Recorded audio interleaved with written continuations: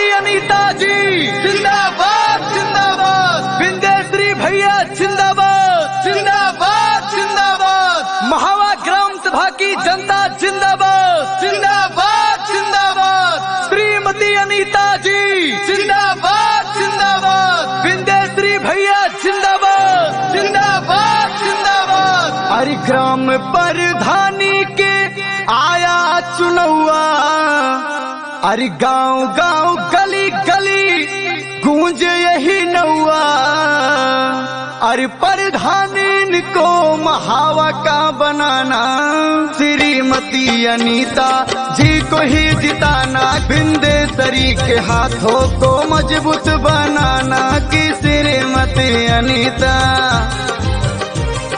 Gram प्रधानी के आया चुनौआ, गांव गांव गली गली गूंज यही नौआ, ग्राम सभा महावा की जनता ने ठाना कि श्रीमती अनीता जी को ही जिताना, विंध्यश्री के हाथों को मजबूत बनाना कि श्रीमती अनीता।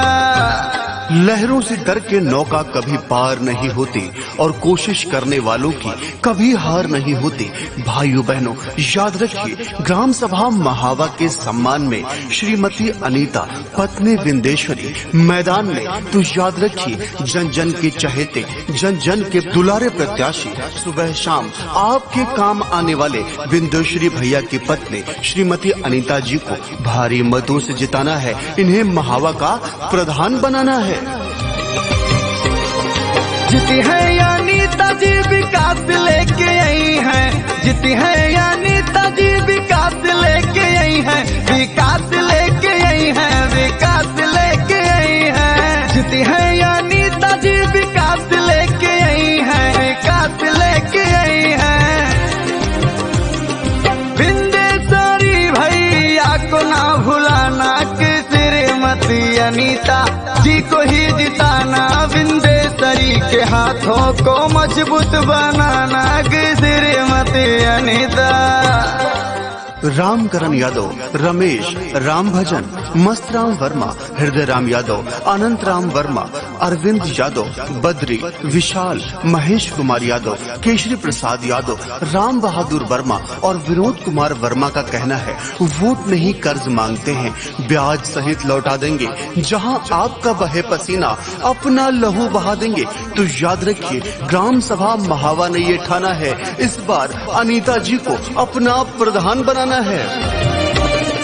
ओ काका काकी लाज ले न राखी, ओ काका काकी लाज ले न राखी, लाज ले न राखी, हाँ लाज ले न राखी, ओ काका काकी लाज ले न राखी, लाज ले न राखी।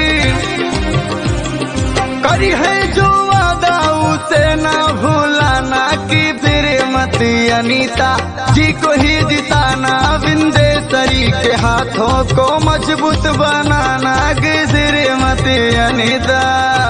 विंध्यश्री भैया का कहना है कि अगर आप सबके सहयोग से हम ग्राम सभा के प्रधान होते हैं तो ग्राम सभा का बच्चा बच्चा प्रधान होगा। हर घर में बिजली, हर गली में रोड, चक रोड, बच्चों की शिक्षा के लिए स्कूलों में गुणवत्ता की व्यवस्था की जाएगी। विधवा, विकलांग, वृद्धा पेंशन सभी पात्रों को दिलवाया जाएगा। शौचालय, आवास जन जन तक पहुंचाया जाएगा। ग्राम सभा महावा में पहले जो कभी नहीं हुआ वो करके दिखाएंगे, विकास की गंगा बहाएंगे। ग्राम सभा महावा में गूंज यही नारा, ग्राम सभा महावा में गूंज यही नारा, गूंज यही नारा, हाँ गूंज यही नारा। ग्राम सभा महावा में गूंज यही नारा, हाँ गूंज यही नारा।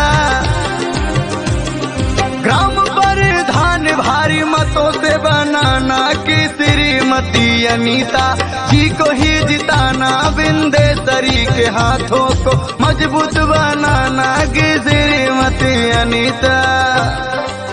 जन जन की है यही पुकार, जन जन की है यही पुकार। श्रीमती अनीता अब की बार तो याद रखिए, इस बार भारी मतों से विंध्यश्री भैया के हाथों को मजबूत बनाना है। श्रीमती अनीता जी को भारी मतों से जिताना है, इन्हें महावा का प्रधान बनाना है और ग्राम सभा महावा में विकास की गंगा बहाना है। सबको देखा बार बार, अनीता जी अब की बार, विंध्यश्री भैया अब की बार।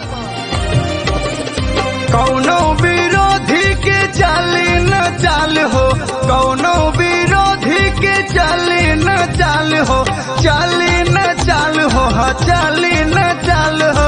कौनो विरोधी के चाली न चाल हो, चाली न चाल हो। अंकित तिवारी कहे बात न भूलाना कि श्रीमती अनीता जी को ही जिताना, विंध्यश्री के हाथों को मजबूत बनाना कि श्रीमती अनीता जी को ही जिताना,